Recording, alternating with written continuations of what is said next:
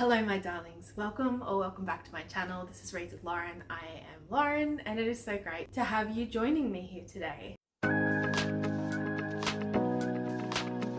Recently did a Best Books of 2024 video, so I thought I need to counteract that with the Worst Books of 2024. I have 14 here.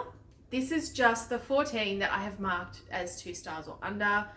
Although it's very, very, very rare that I actually do a 1 star. So I believe these are all 2 stars, but I have loads to say. So let's just get right into it. But first of all, if you are new here, please subscribe below if you are into books and if you enjoy fantasy and sci-fi and anything time travel, queer, romance. I'm in. Join me. Let's chat books, let's have fun together. Without further ado, the least favourite books of the year, some of which made me quite angry. So let's talk about them. Everybody, please ignore the state of my hair. I'm trying to grow it out. I am a natural blonde. I hate it. I hate every second of it. We're rolling with it. Cool? Okay, cool. This is the first book that I rated 2 stars in 2024. It is part of the Into Shadow series, so there are several short stories. I read all of them, but the first one, The Garden by Tomi Adeyemi. So this short story was based on the protagonist, Lena. Lena's mother went searching for the garden 15 years ago, and Lena has decided to do the same thing. I have to be honest with you, it's been over a year since I read this. I can't really remember it. All I know is that the alternating prose and verse kind of threw me off. And because it was a short story, you didn't really get a lot. And so I kind of just felt really underwhelmed with this one. The next one is Utopia Avenue by David Mitchell. This was one I picked up from the library thinking that it was going to be brilliant. I had heard great things about David Mitchell's other works. I haven't read any of them. I'm a little bit nervous too now, to be honest. This had very similar vibes to Daisy Jones and the Six by Taylor Jenkins Reid. At least that's what I thought I was getting into coming into it. It's a big chunky boy, but I thought that's okay because this is a subject that's really fun. What a way to counteract what I thought. So this is set in 1967 within London. It's a group of people, how they come together as a band. They become popular for, I believe, 1 album, and just what happens after that. In the blurb, it says Utopia Avenue is the strangest British band you've never heard of. I mean, there was a lot of the normal generic rock star sort of vibes. We had the drugs, we had thugs, we had madness, we had love, we had sex, death, art. One of the band members was quite clearly clinically unwell, and it ends with a bit of a twist, and it's a twist that was just dull, to be completely honest with you. I really struggled, purely I think mostly because of the size, the fact that it was well over 500 pages and there wasn't a whole lot of plot going on. Just a lot of like interactions between the band members that were kind of not great. It did sort of branch into sort of that misogyny that, you know, unfortunately society has, and definitely had more so in the 60s, although with the state of the world at the moment.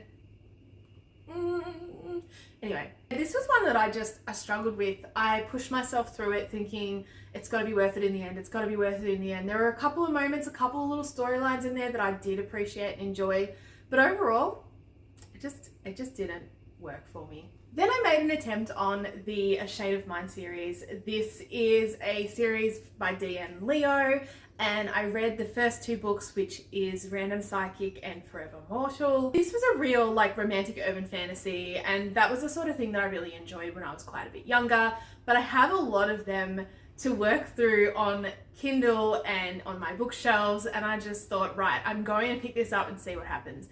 And I have to admit that this was one that I struggled through. I ended up picking up the second book just to give it a second go, but the insta-lovey vibes just don't work for me. I'm really particular about my romance. I don't like control. I don't like manipulation. I don't like stupid misunderstandings. And I really don't love insta-lovey tropes. They're just not for me. So this is not to say that this is a bad series by any means. There's definitely some aspects of it that I appreciated, but just overall, the connection between the 2 main protagonists just didn't feel authentic to me. It felt very instant, and I really, really struggled with it. But it might be something that you will pick up and enjoy, especially if you like romance and urban fantasies. So it's based on Madeline, and Madeline is this psychic, and she has to use her psychic abilities to track down a friend that has been kidnapped. Within the 2 books, that friend gets kidnapped too often. But anyway, as she's on this mission, she's gone from America to London. She meets Kieran, and Kieran who ends up helping her. But he has some dangerous secrets.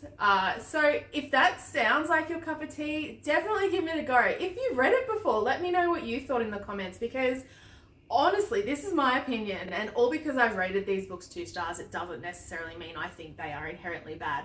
I think it's fantastic. I haven't published anything, even though I would love to. So anyone that has published is automatically amazing in my eyes, right? But this just didn't quite do it for me. Then one that I picked up at an off shop in Melbourne on one of my little gallivants, I thought that this sounded really cool. This was a dystopian novel set in the Australian outback.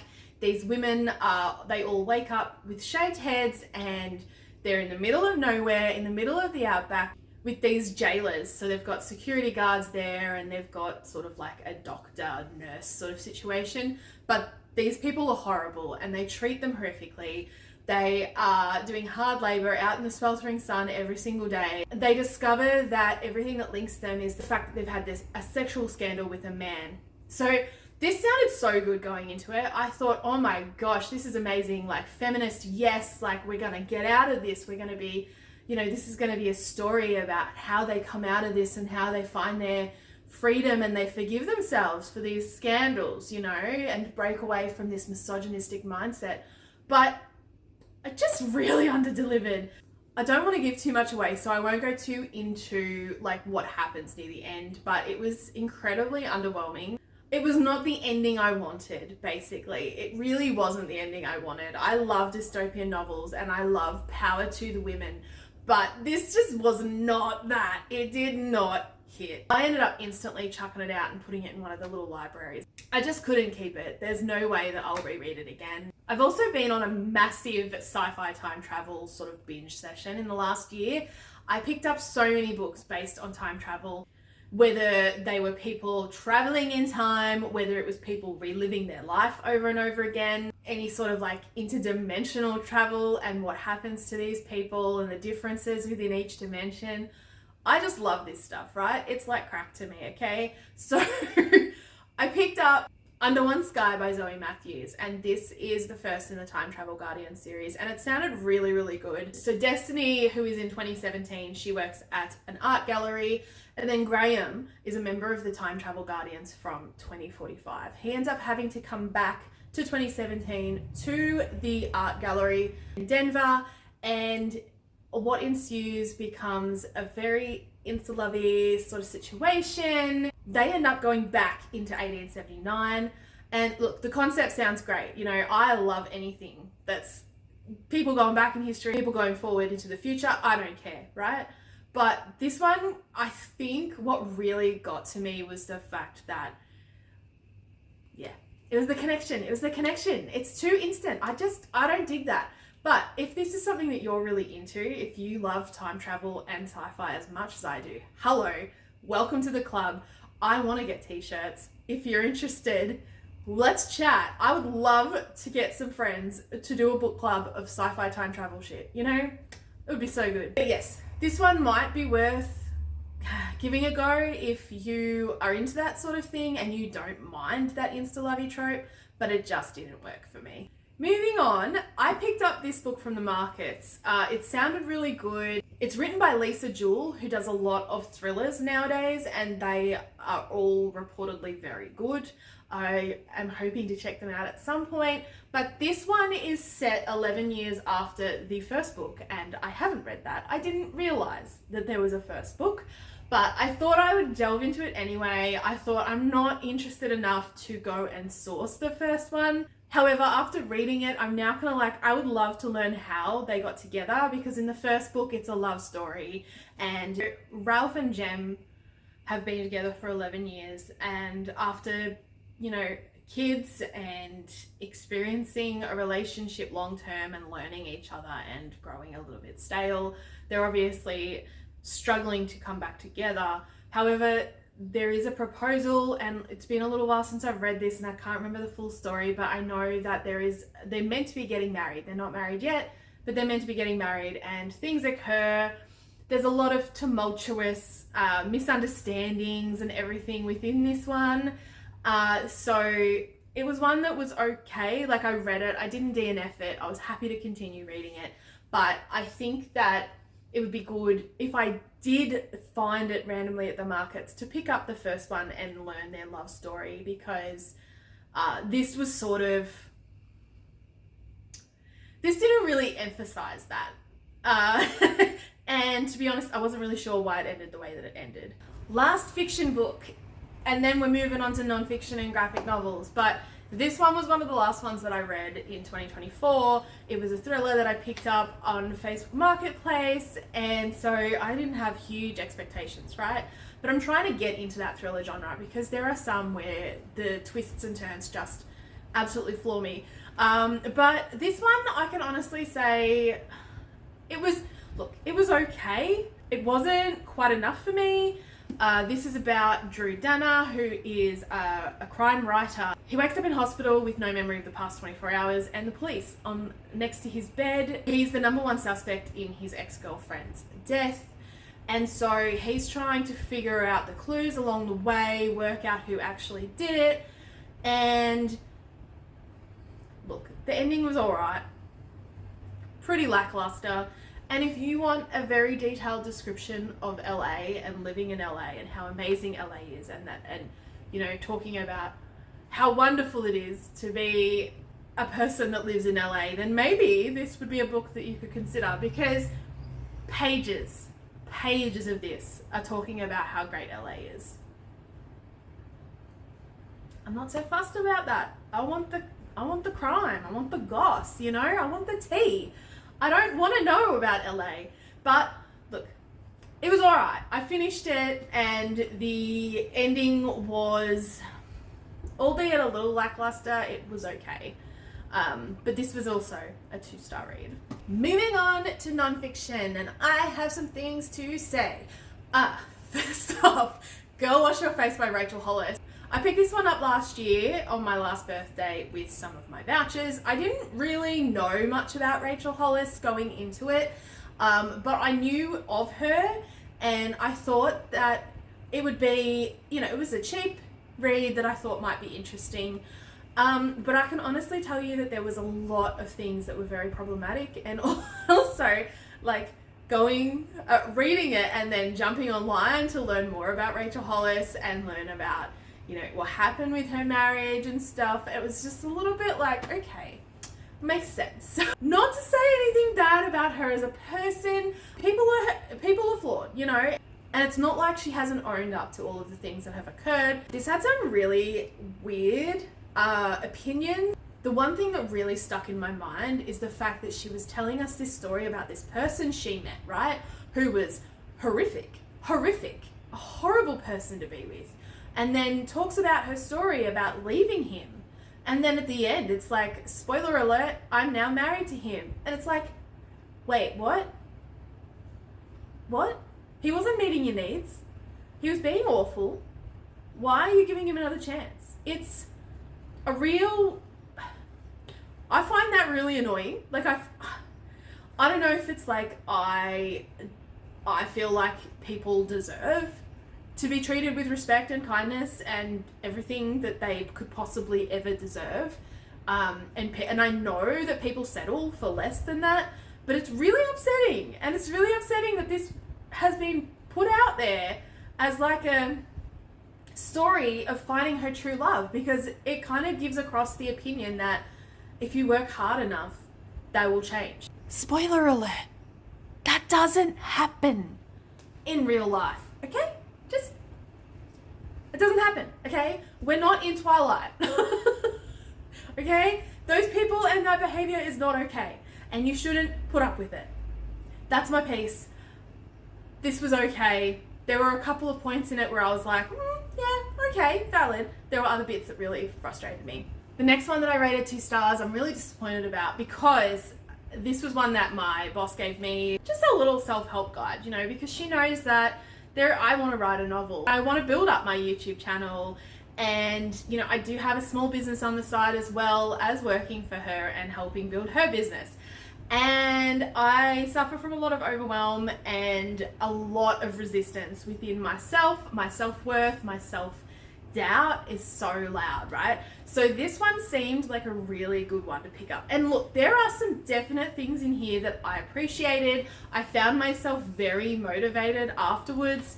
They're quite small chapters, you know, so very small chapters. So it's a quick read, which is good. And if you want that little bit of motivation, then hell yeah, pick it up. But there are things I definitely don't agree with in here, like his claims. You don't need to rest, you need to hustle, you need to grind, and that's just not something that I can viably do. I don't have the greatest health, I'm looking for answers in that, but it's meant that I've had to really slow down and I've had to prioritize rest, which is something I've struggled with my whole life.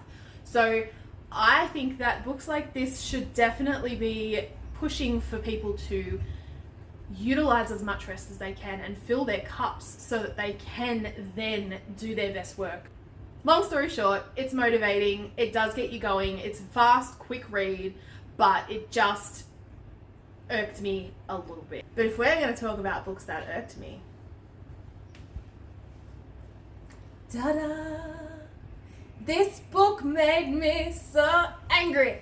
So angry. Okay, so The End of Gender, Debunking the Myths about Sex and Identity in Our Society by Deborah So. Okay, I am definitely the wrong audience for this. I thought it was a completely different book to what it was. I probably should have read the blurbs, but to be honest, it was a freebie on Audible that I decided to just pick up and give it a go, right? Because I have family members that are transgender and I am part of the queer community myself. So I have a very, very positive outlook and view on queer community. I think that transgender rights are human rights, and I think that we are all entitled to love who we love and be who we want to be, as long as we're comfortable in our skin and we're not hurting anybody, right? So this book, the words, I can't even. So this woman claims to be, you know, to have gay friends and to be there for the LGBT community, right? But also goes on to say in this book that scientifically it's not possible for people to switch genders. We already know that that's actually not the case. There is evidence to state that there are many genders and there are many variants. But I'm not going to go into a transgender debate because it will get heated, I will get upset, people will comment below, and that will just make me furious. So let me just say that this book sucked. This book shows people who are transphobic that they are scientifically accurate and entitled to go and continue the cycle of abuse that is not okay. It's not okay. But before I go into a lecture about that and then have to deal with the onslaught of people being ridiculous, this book wasn't for me. I don't recommend it. And if you're part of my community, I'm hoping that you'd be of the same opinion as me. I've read so many books on gender and so many books on sexuality, and this one just blew my mind. This, honestly, she spent half of the time telling us that scientifically it's not possible, and the other half of the time talking about how poor her had to deal with the onslaught of trans people attacking her for publishing things stating that that's the case, which I think is perfectly valid. I said it. Now onto the graphic novels. I will be very quick with these because they are not very in-depth and I don't want to give too much away. But Everyone is Tulip by Dave Baker. This was one that I really enjoyed in theory. It kind of is similar vibes, minus the queer element, but it's similar vibes to Girl Crush by Florence Given. So it's this graphic novel that explores what it means to be a star in the sort of social media influencer generation, you know? The main character Becca gets her 15 minutes of fame by this really weird video that she does, and she just has to continue sort of doing that. And it does sort of delve into the issues that are coming with that and the things that she struggles with, but not nearly enough. I feel like if this was a book that I read in novel format and there was more in depth to it, I would have really enjoyed it. This one just didn't, it just didn't hit the mark. So last year I say attempted because I just don't think it's for me, but I attempted Dungeons and Dragons. I was spending a lot of time with people who were very into it, and I did not know anything about it, and I wasn't really given much information, right? So I had to start sourcing this information myself. And one of the books that I picked up was Dungeons and Dragons Forgotten Realms by Ed Greenwood. I thought that maybe this would give me a little bit of an idea. It is about this group of people whose mission is to kidnap this person. I can't remember anything else about it. All I know is that there was no real background. We didn't know anything about the characters, and it was very, very underwhelming. I was not a fan. I definitely would not continue the series. I don't recommend it, especially if, like me, you're looking for some D&D stuff to kind of get your head around the game. If that's the case, I highly recommend the actual manuals.